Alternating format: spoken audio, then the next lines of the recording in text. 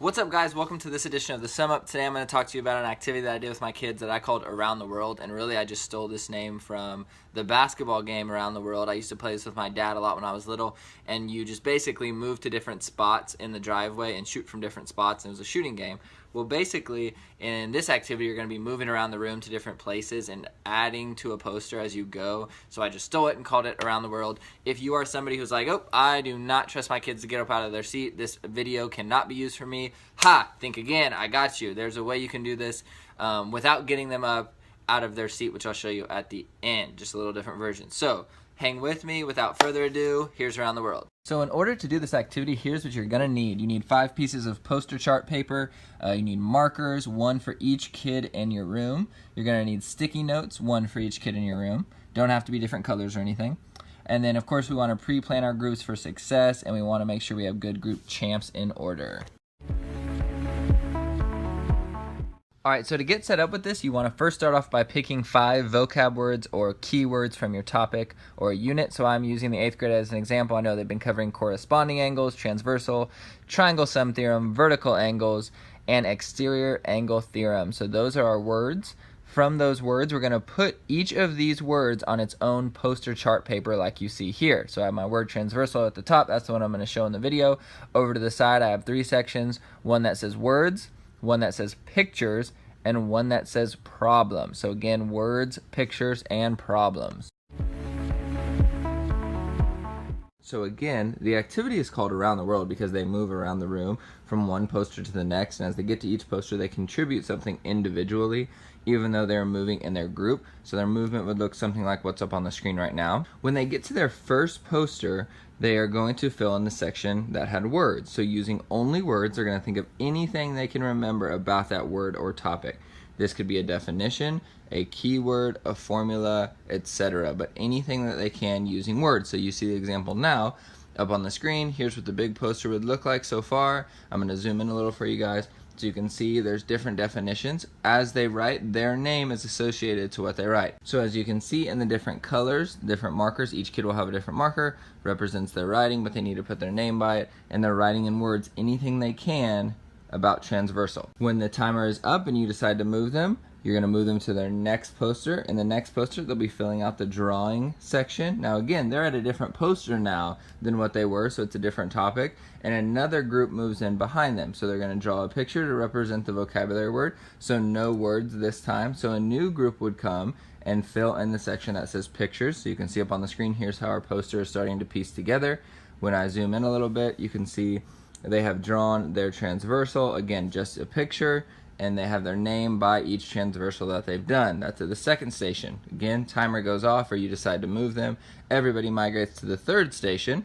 At their third station, here's where the thinking really starts to get deeper. So instead of just doing words or a picture, they're going to create a problem that goes with the word or the topic that's covered on that specific poster. Don't have them solve it on their poster. So they might want scratch paper to draw it, write it out, make sure it works.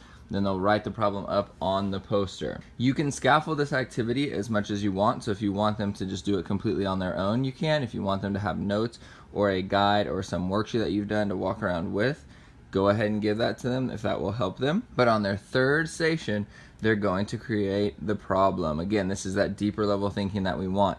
So here's what our poster looks like up to this point now.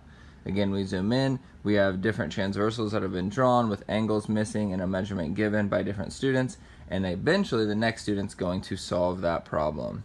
So at the 4th station that they rotate to when time is up, they're going to be solving the problem that a different student created from the group before.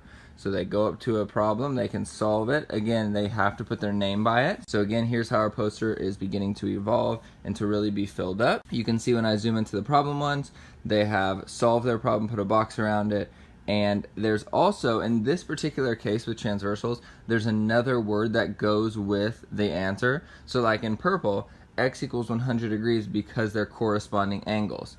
Or over in blue, the answer has to do with vertical angles. So you can even deepen the thinking there by making them give another vocab word, if appropriate, in this case, that goes with their answer.